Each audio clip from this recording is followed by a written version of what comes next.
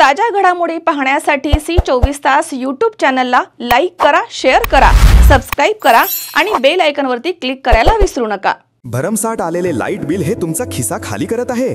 प्रत्येक महिन्याचं बिल पाहून डोकं फिरतंय? मग काळजी करू नका, उपाय आहे आमच्याकडे। Prathamesh electrical and solar 1 kilowatt पासून गरजेनुसार हवे तितक्या वॅटचे सोलर पॅनल्स, तेही नामांकित ब्रँड्सचे, वारी आणि अदानी मध्ये उपलब्ध।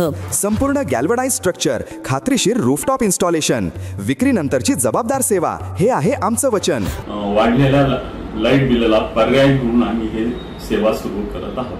लहान व्यावसायिक असो वा निवासी किंवा मोठा व्यावसायिक सोलर प्रोजेक्ट, कर्ज सुविधा उपलब्ध।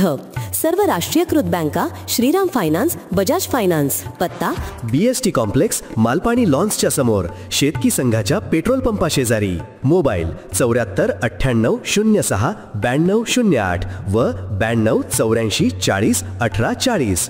Prathamesh electrical and solar, light bill कमी करा, भविष्य उजळवा।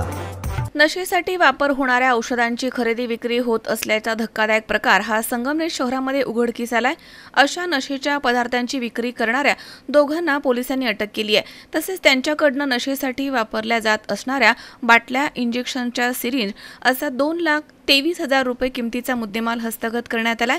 औषध विक्री करणाऱ्या दुकानाचा चालक आदित्य किशोर गुप्ता आणि चाकण येथील सिद्धेश्वर फटाटे या दोघांना अटक करण्यात आली आहे, अशी माहिती पोलिसांनी दिली आहे। शहरामधील नगरपालिका रस्त्यावरती लालबहादूर शास्त्री येथील चौकामध्ये MR व्हिटॅमिन सप्लिमेंट शॉप या ठिकाणी इथे एका व्यक्तीकडनं नशेसाठी वापरले जाणारे मेफेंटरमाइन सल्फेट हे औषध अवैधरित्या विकलं जात आहे, अशी गोपनीय माहिती पोलीस निरीक्षक रवींद्र देशमुख यांना मिळाली होती। त्यानंतर त्यांनी संगमनेर शहर पोलीस पथकाच्या माध्यमातून ही कारवाई केली आहे।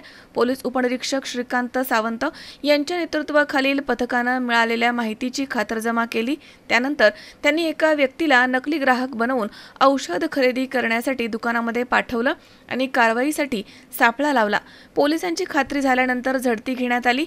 त्यांची दुकानाच्या टेबलावरील औषधांच्या 3 बाटल्या आणि 9 इंजेक्शन्स सिरिंजसह एकूण 2,23,120 रुपये किमतीचा मुद्देमाल जप्त करण्यात आला। जप्त करण्यात आलेल्यांमध्ये एक मोबाईल फोन आणि दुचाकीचा देखील समावेश आहे। या घटनेमधील आरोपी गुप्ता हा एका राजकीय पक्षाच्या पदाधिकाऱ्याशी संबंधित आहे, त्यामुळे या प्रकरणी गुन्हा दाखल करू नये म्हणून राजकीय हस्तक्षेप झालाय। मात्र अखेरीस गुन्हा दाखल झालाय।